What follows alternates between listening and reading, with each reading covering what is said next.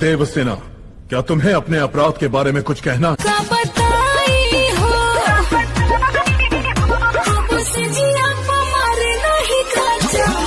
Tonic पिलाइए ना, tablet मत खिलाइए। बहुत महंगा है, बड़ी मार मारेंगे। चुप। हवा ना लौटी जा, हवा ना लौटी जा, हवा ना लौटी के दूल्हा है ना है।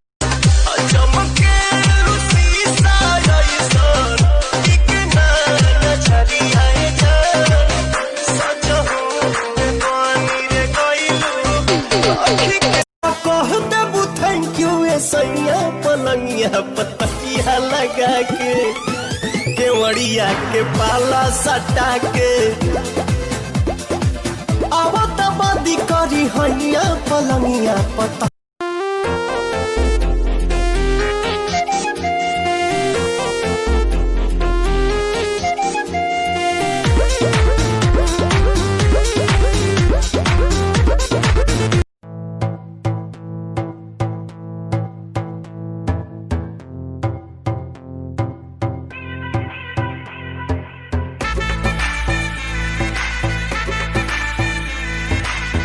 गाँवे का एक भी आदमी कह दे कि तोरे चेहरा पे फेशियल का असर है। अरे 3-4 दिन बाद ना असर होला, अभी तो कल ये करा के नहीं सुना बा। रह तू गोरे